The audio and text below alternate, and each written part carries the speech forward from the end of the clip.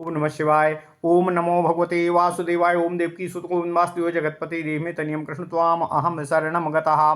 अथ श्रीमद् वाल्मीकि रामायण प्रथम खंड द्वितीय सोपान अयोध्या कांड षट्चत्वारिंशः सर्गः। सीता और लक्ष्मण सहित श्री राम का रात्रि में तमसा तट पर निवास करना। माता पिता और अयोध्या के लिए चिंता तथा पूर्ववासियों को सोते हुए छोड़कर उनकी वन की ओर जाना। ओम नमः शिवाय। ओम नमः शिवाय। ओम नमः शिवाय। ओम नमो भगवते वासुदेवाय। ओम देवकी सुत गोविंद वासुदेव जगतपति देह में तनियम कृष्ण त्वाम अहम शरणम गतः। ओम नमः शिवाय। ओम नमः शिवाय। ओम नमः शिवाय। ततस्तु तमसा तीरं रम्यमाश्रित्य राघवः सीतामुद्दीक्ष्य सौमित्रीमिदं वचनं ब्रवीतो। इयमद्य निशा पूर्वा सौमित्रे प्रहिता वनम् वनवासस्य भद्रं तेनाचोत्कण्ठितुमर्हसि। पश्य शून्यान्यरण्यानि रुदन्तीव समन्ततः यथा निलीनानि मृगाद्विजये। अद्यायोध्यां तु नगरी राजधानीं पितुर्मम शस्त्री पुंसा गतानस्मान् अपशोचिष्यति न संशयः। अनुरक्ता हि मनुजा राजानां बहुभिर्गुणैः त्वां च मां च नरव्याघ्रा शत्रुघ्नो भरतौ तथा। पितरम चानुशोचामि मातरम च यशस्विनीम् अपि नान्धौ भवेतां नौ रुदन्तौ तावभीक्षणा सः। भरतः खलु धर्मात्मा पितरम मातरम च मे धर्मार्थकामसहितैर्वाक्यैराश्वासयिष्यति। अभरतस्य नृशंसत्वं संचिन्त्याह पुनः पुनः नानुशोचामि पितरम मातरम च महाभुजः। त्वया कार्यं नरव्याघ्रो मामनुज त्वया कार्यं नरव्याघ्र मामनुव्रजतां कृतम् अवेष्टव्या हि वैदेह्या रक्षणार्थं सहायता। अद्भिरेव हि सौमित्रे वात्स्यम्यद्य निशामिमाम् एतद्विरोचते मह्यं वन्येऽपि विविधे सतिः।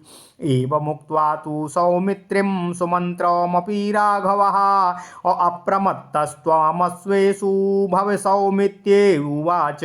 हा सोऽसमानः सुमन्त्रः संयम्य सूर्येस्तं समुपागते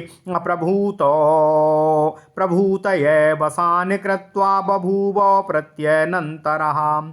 उपास्य तु शिवां सन्ध्यां दृष्ट्वा रात्रिमुपागताम् रामस्य सैनं चक्रे सूतः सौमित्रिणा सह।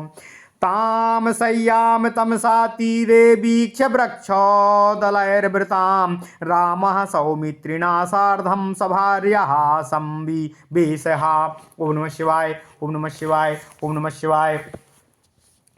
सभार्यं संप्रसुप्तं तु श्रान्तं संप्रेक्ष्य लक्ष्मणः कथयामास सूताय रामस्य विविधान् गुणान्।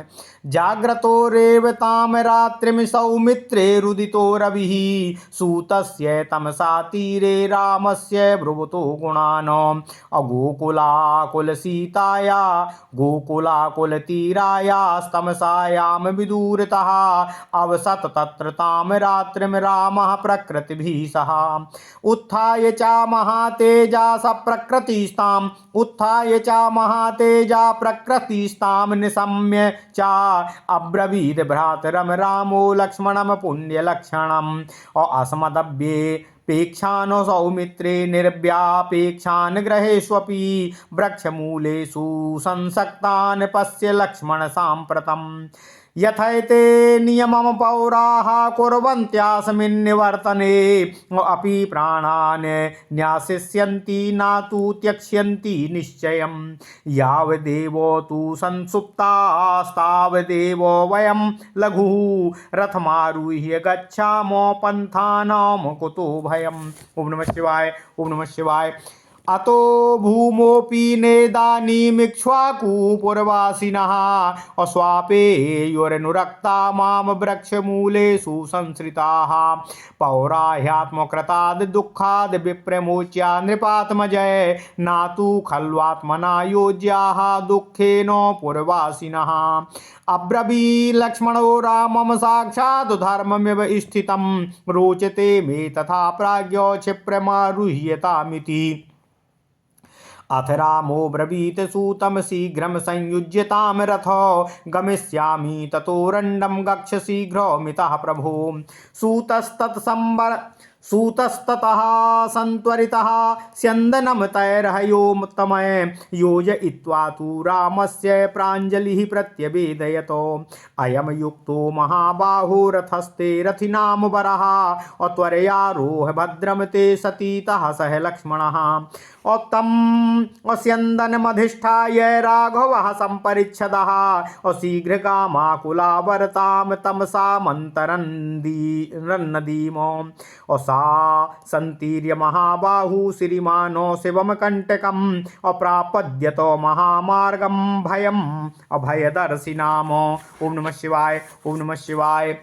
मोहनार्थं तु पौराणां सूतं रामो ब्रवीद वचः उदङ्मुखः प्रयाहि त्वं रथमारुह्य सारथि मुहूर्तं त्वरितं गत्वा निवर्तय रथं पुनः यथा नाविद्धु पौरां मां तथा कुरु समाहितः रामस्य तु वचा श्रुत्वा तथा चक्रे च सारथिः प्रत्यागम्य च रामस्य स्यन्दनं प्रत्यवेदयतो तौ सम्प्रयुक्तं तु रथं समास्थितौ तदा ससीतो रघुवंशवर्धनौ प्रचोदयामास ततंस्तु रंगमान् सारथिर्येन पथा तपोवनम् ततः समस्थाय रथं महारथः ससारथिर्दासरथिर्वनं ययौ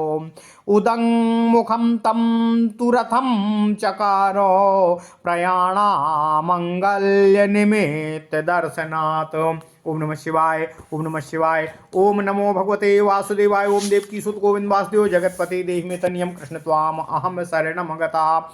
अथ श्रीमद् वाल्मीकि रामायण प्रथम खंड द्वितीय सोपान अयोध्या कांड 46वां सर्ग। ओम नमः शिवाय। सीता और लक्ष्मण जी सहित श्री राम का रात्रि में तमसा तट पर निवास करना, माता पिता और अयोध्या के लिए चिंता करना तथा पूर्ववासियों को सोते हुए छोड़कर वन की ओर जाना। ओम नमः शिवाय। ओम नमः शिवाय। ओम नमः शिवाय। तमसा के रमणीय तट का आश्रय लेकर श्री राम ने सीता की ओर देखकर सुमित्रा कुमार लक्ष्मण से इस प्रकार कहा, हे सुमित्रा नंदन, तुम्हारा कल्याण हो। हम जो वन की ओर प्रस्थित हुए हैं, हमारे उस वनवास की आज यह पहली रात प्राप्त हुई है। अतः अब तुम्हें नगर के लिए उत्कंठित नहीं होना चाहिए। इन सूने वनों की ओर तो देखो, इनमें वन्य पशु और पक्षी अपने अपने स्थान पर आकर अपनी अपनी बोली बोल रहे हैं। उनके शब्द से संपूर्ण वनस्थली व्याप्त हो रही है, मानो ये सभी वन में हमें इस अवस्था में देखकर अपनी खिन्नता प्रकट करते हुए रो रहे हैं। आज मेरे पिता की राजधानी अयोध्या नगरी वन में आए हुए हम लोगों के लिए समस्त नर नारियों सहित शोक करेगी, इसमें कोई संशय नहीं है। हे पुरुष सिंह, अयोध्या के मनुष्य बहुत से सद्गुणों के कारण महाराज में, तुम में, मुझ में तथा भरत और शत्रुघ्न में भी बहुत ही अनुरक्त हैं। इस समय मुझे पिता और यशस्विनी माता के लिए बड़ा ही शोक हो रहा है। हे लक्ष्मण, कहीं ऐसा ना हो कि वे निरंतर रोते रहने के कारण अंधे हो जाएं। परंतु भरत बड़े ही धर्मात्मा हैं, अवश्य ही वे धर्म, अर्थ और काम इन तीनों के अनुकूल वचनों द्वारा पिता को और मेरी माता को सांत्वना देंगे। हे महाबाहु, हे लक्ष्मण, जब मैं भरत के कोमल स्वभाव का बार बार स्मरण करता हूँ, तब मुझे माता पिता के लिए अधिक चिंता नहीं होती है। हे नरश्रेष्ठ, हे लक्ष्मण, तुमने मेरे साथ आकर मेरे ऊपर बड़ा ही उपकार करते हुए बड़ा ही महत्वपूर्ण कार्य किया है, क्योंकि तुम ना आते तो मुझे विदेह कुमारी सीता की रक्षा के लिए कोई सहायक ढूंढना पड़ता। हे सुमित्रा नंदन, यद्यपि यहाँ नाना प्रकार के जंगली फल और मूल मिल सकते हैं, तथापि आज की यह रात मैं केवल जल पीकर ही बिताऊंगा, मुझे यही अच्छा जान पड़ता है। लक्ष्मण से ऐसा कहकर श्री रामचंद्र जी ने सुमंत्र से भी कहा, हे सौम्य, अब आप घोड़ों की रक्षा पर ध्यान दें और उनके खाने पीने की व्यवस्था करें, उनकी ओर से असावधान न रहें। सुमंत्र ने सूर्यास्त हो जाने पर घोड़ों को लाकर बांध दिया और उनके आगे बहुत सा चारा डालकर वे श्री राम के पास पुनः आ गए। फिर वर्णानुकूल कल्याणमयी संध्योपासना करके आई हुई रात को देख लक्ष्मण सहित सुमंत्र जी ने श्री रामचंद्र जी के शयन करने योग्य स्थान और आसन को ठीक किया। ओम नमः शिवाय, ओम नमः शिवाय, ओम नमः शिवाय। तमसा के तट पर वृक्ष के पत्तों से बनी हुई वह सैया देखकर श्री राम जी लक्ष्मण और सीता के साथ उस पर बैठ गए। थोड़ी ही देर में सीता सहित श्री राम को थक कर सोया हुआ देख लक्ष्मण सुमंत्र से उनके नाना प्रकार के गुणों का वर्णन करने लगे। सुमंत्र और लक्ष्मण तमसा के किनारे श्री राम के गुणों की चर्चा करते हुए रात भर जागते रहे। इतने में ही सूर्योदय का समय निकट आ पहुंचा।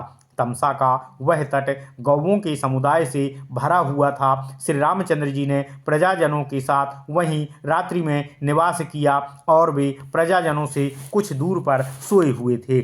महातेजस्वी श्री राम तड़के ही उठे और प्रजाजनों को सोते हुए देखकर पवित्र लक्षणों वाले भाई लक्ष्मण से इस प्रकार बोले, हे सुमित्रा कुमार लक्ष्मण, इन पूर्ववासियों की ओर देखो, ये इस समय वृक्षों की जड़ से सट कर सो रहे हैं। इन्हें केवल हमारी चाह है। हमारे ही प्रेम के प्रति इन्होंने अपने घरों की ओर से भी पूर्ण निरपेक्ष स्वयं को कर लिया है। हमें लौटा ले चलने के लिए ये जैसा उद्योग और प्रयत्न कर रहे हैं, इससे जान पड़ता है कि ये अपना प्राण त्याग देंगे, किंतु हमें वापस ले चलने का अपना निश्चय कदापि नहीं छोड़ेंगे। अतः जब तक ये सो रहे हैं तभी तक हम लोग रथ पर सवार होकर शीघ्रतापूर्वक यहाँ से वन की ओर चल दें, फिर हमें इस मार्ग पर और किसी के आने का भय नहीं रहेगा। ओम नमः शिवाय। अयोध्यावासी हम लोगों के विशेष अनुरागी हैं। जब हम यहाँ से निकल चलेंगे तब उन्हें फिर इस प्रकार का वृक्षों की जड़ों से सटकर सोते हुए अपना समय व्यतीत नहीं करना पड़ेगा। राजकुमारों का यह कर्तव्य है कि वे पूर्ववासियों को अपने द्वारा होने वाले दुख से मुक्त करें, ना कि अपना दुख उन्हें देकर उन्हें दुखी बनाएं। यह सुनकर लक्ष्मण ने साक्षात धर्म के समान विराजमान भगवान श्री राम से कहा, हे परम बुद्धि आर्य, मुझे आपकी राय स्वीकार है। शीघ्र ही रथ पर सवार होएं और यहाँ से वन के लिए प्रस्थान कर दें।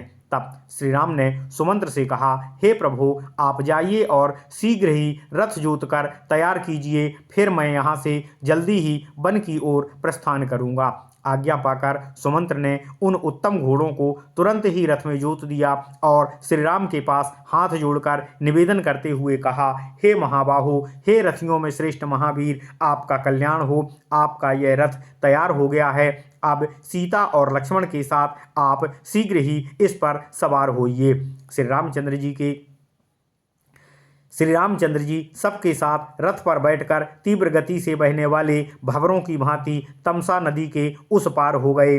नदी को पार करके महाबाहु श्री राम ऐसे महान मार्ग पर जा पहुँचे जो कल्याणप्रद, कंटक रहित तथा सर्वत्र भय देखने वालों के लिए भी भय से मुक्त था, भय से रहित था। अतः उस समय श्री राम ने पुरवासियों को भुलावा देने के लिए सुमंत्र से यह बात कही, हे सारथी, हे सुमंत्र, हम लोग तो यहीं उतर जाते हैं, परंतु आप रथ पर आरूढ़ होकर पहले उत्तर दिशा की ओर जाइए, फिर 2 घड़ी तक तीव्र गति से उत्तर जाकर दूसरे मार्ग पर रथ को वहीं से लौटा लाइए, जिस तरह भी पूर्ववासियों को ये मेरा यह पता ना चले कि मैं किस मार्ग से किस ओर पर गया हूँ। श्री रामचंद्र जी का यह वचन सुनकर सारथी ने वैसा ही किया और लौटकर पुनः श्री राम की सेवा में रथ उपस्थित कर दिया। तत्पश्चात सीता सहित श्री राम और लक्ष्मण, जो रघुवंश की वृद्धि करने वाले थे, लौटकर आए हुए उस रथ पर चढ़े। उसके बाद सारथी ने घोड़ों को उस मार्ग पर बढ़ा दिया जिससे तपोवन में पहुंचा जा सकता था। तदनंतर सारथी सहित महारथी श्री राम ने यात्रा कालिक मंगल सूचक शकुन देखने के लिए पहले तो उस रथ को उत्तराभिमुख खड़ा किया और फिर वे उस रथ पर आरूढ़ होकर वन की ओर प्रस्थान कर दिए। ओम नमः शिवाय। इत्यार्षे श्रीमद् रामायणे वाल्मीकिये अयोध्या कांडे षट्चत्वारिंशः सर्गः। इस प्रकार श्री वाल्मीकि निर्मित आर्ष रामायण आदि काव्य के अयोध्या कांड में 46वां सर्ग पूर्ण हुआ। ओम नमः शिवाय। ओम नमः शिवाय।